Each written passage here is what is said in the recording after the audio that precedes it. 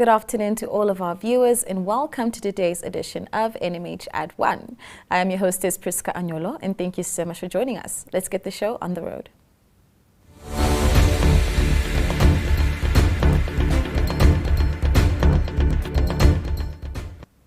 We start off today's show by jumping straight into the video news segment. The first Mayors and Chairpersons Forum Conference of the Karas and Hardap regions took place in Marienta last week. LPM acting spokesman Enias Mvula said the conference will teach local authorities how to best work together on various frameworks. Elizabeth Joseph was there.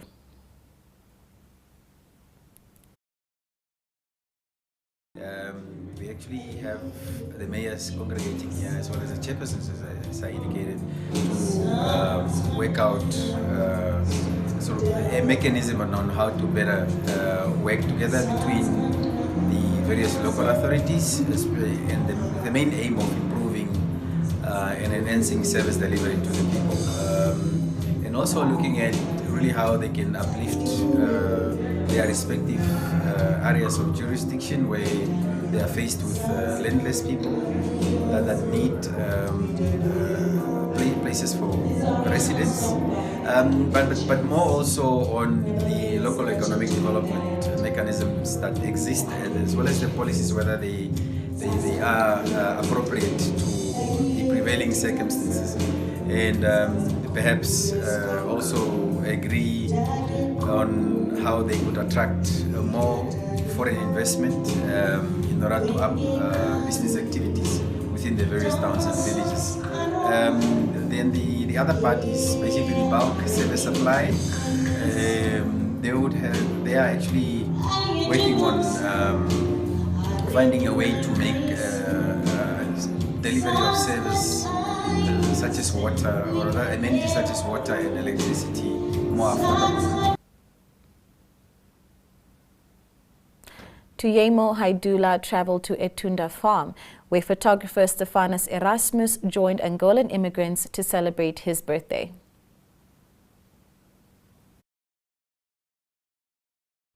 Photographer Stephanus Erasmus joined Angolan immigrants at Etunda in the Umazati region last week to celebrate his birthday with a group.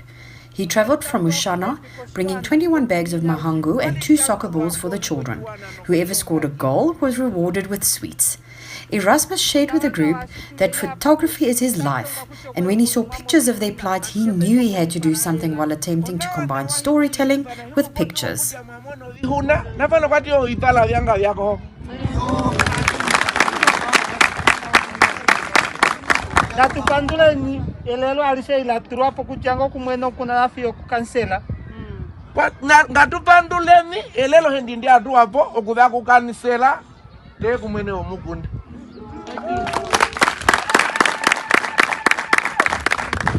Yeah.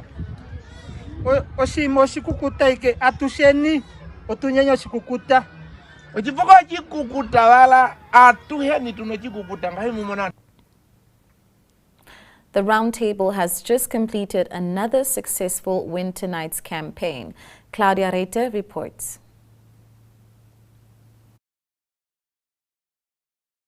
Good afternoon all. I'm Ian Pina from Roundtable Windhoek 34. We are currently part of the Winter Nights campaign, and we are giving a ton of things away and sponsorships that we got in this year. Part of our donations this year is Namkuzi Primary School. We got blankets, care packages and nappies from CIC this year. We will hand it over to Namkuzi today in their drive to open their pre-primary school, and then also be part of their project and their going forward in the future. Doing all this, I need to thank a few people for their efforts this year, especially with our big Winter Nights campaign. DMS, Pay Today, Indongo Toyota, Future Media, our media sponsor, and CIC, I did mention in the giving away. Without these guys, it is difficult to run a project like this, and we just would like to say to them, thank you very much. And then, yes, this year has come to an end. I think we've done that what we could have done. But next year is another year, and it will be bigger and better, hopefully. Thank you, Nankuzi, for giving us the opportunity to also give this to you, and good luck with your pre-primary school in the years to come. It's a great success, and I love the things that you do for the kids. There will be as well a media release that Mark has written for us. Thank you. Then lastly, the Ladies Circle. It is almost want to say a sister part of the Roundtable. We work together to do charity in Namibia. Thank you for them and their assistance to Marali. Thank you so much, and thank you, ladies, for them as well. Thank you.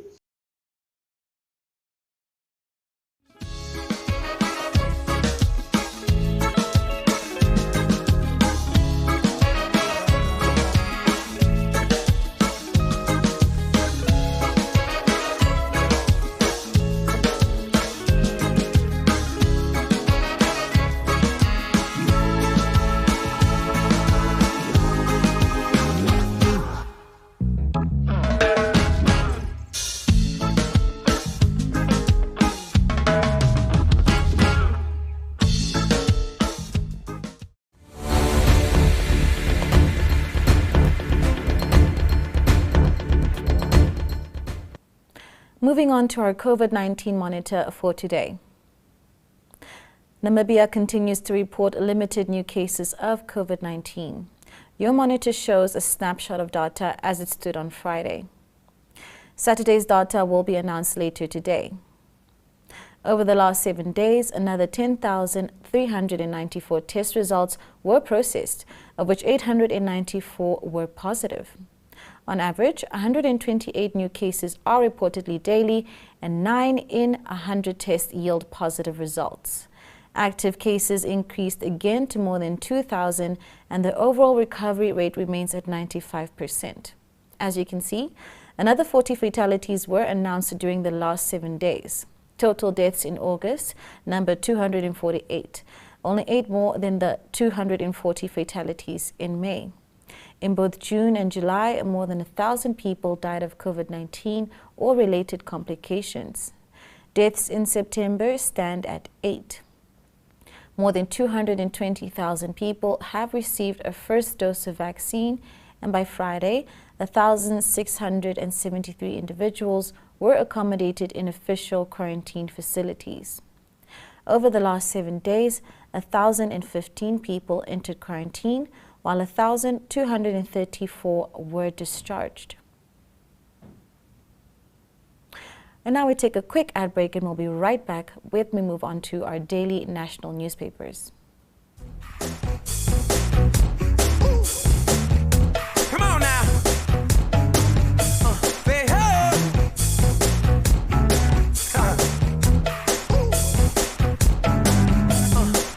Listen up, y'all, 'cause I've got something to say.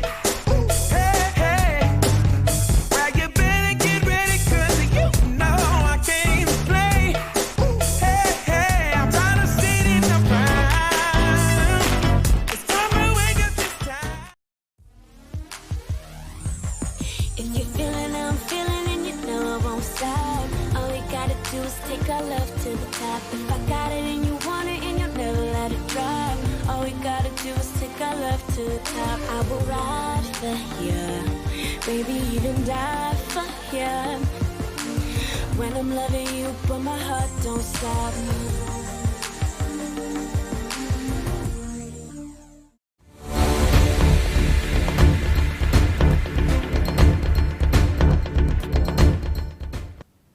Moving on to the front pages of our Namibian daily newspapers. According to Namibian Sun, the Oshakati Regional Court on Friday imposed a heavy sentence on a man who had raped 2 young boys over the course of 4 years while he was a teenager himself. 29-year-old Mandume Nakale was found guilty on 6 counts of rape of 2 boys who were 9 and 12 years old when the sexual assaults began in 2008.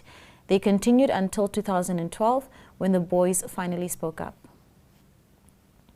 Republican reports that 86 farms have burnt down in the country over the past 5 days due to bushfires. For the first time this year, a farmhouse and outside buildings have also burned down. Wimpy Schumann, who's 52 years old, and his wife Amanda, who's 42 years old, had to watch as their farm, Boerplaas, between Untlenhorst and Tsumis, went down in flames last week, Thursday. Algemeine Zeitung reports that President Hage Geingob on Thursday appointed Basilius Diaguka as the country's new ombudsman with effect from the 1st of October. This was in line with recommendation by the Judicial Service Commission, which conducted the recruitment process recently. Diaguka will serve in the post for a period of 5 years. He replaces John Walters, who is retiring after serving as ombudsman since 2004. The Namibian reports that nurses from the Katutura Intermediate Hospital's respiratory unit had to deal with the worst amid the third wave of COVID-19 infections, including 12 days in 1 day. New Era says Namibia is one of the countries in Africa that will miss the urgent global goal of vaccinating the most vulnerable 10% of the population against COVID-19 by the end of September. Namibia, plus 41 of Africa's 54 nations, which is nearly 80%, are set to miss the target if the current pace of vaccine deliveries and vaccinations hold, new data from the World Health Organization shows. And now we move on to the inside pages of the country's dailies. Namibian Sun reports that Agribank has disbursed loans to the value of 217 million Namibian dollars, benefiting a total number of 1,301 customers during the financial year 2020/2021. This is contained in the bank's annual report for the 2020/2021 financial year, which was submitted to Finance Minister Ipumbushimi and Public Enterprise Minister Leon Schuster at its AGM. Republican reports that approximately 1 out of 500 Cape seals become entangled in plastic yearly at the Namibian coast. This strangles the seals, which causes strangle wounds and often leads to death. Most of the time, this is caused by old fishing equipment. AZ reports that the first 15,000 doses of the Sputnik V vaccine will soon be available nationwide. Meanwhile, Cabinet has now approved a business model for the implementation of a local coffin manufacturing support program as part of the Growth at Home strategy. This was announced in writing by the Ministry of Health after the consignment of the vaccine landed in Namibia on Thursday. The Namibian reports that a police officer who was charged with murder after a fatal shooting incident at a roadblock in February 2011 has been found not guilty at the end of his trial in the Windhoek Regional Court. Magistrate Johannes Shuveni reasoned that it has not been proven that police officer Isaska Oaseb intended to kill Matthias Shipi Shipanga, who was shot after failing to stop at the roadblock. New Era reports that national rail entity Transnamib is unperturbed by the Leon Schuster sanctioned investigation into its affairs, saying it is committed to implementing its strategic objectives. This follows the appointment of audit firm Ernst & Young to determine the authenticity of allegations of corruption and mismanagement at Transnamib by the Public Enterprises Minister Schuster in August. Now we go for a quick ad break and we'll be right back to say goodbye.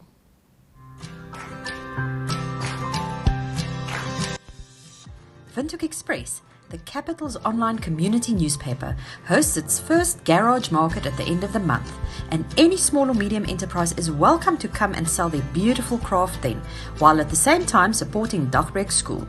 There will also be a variety of previously loved cars on sale. Don't delay. Book your spot today.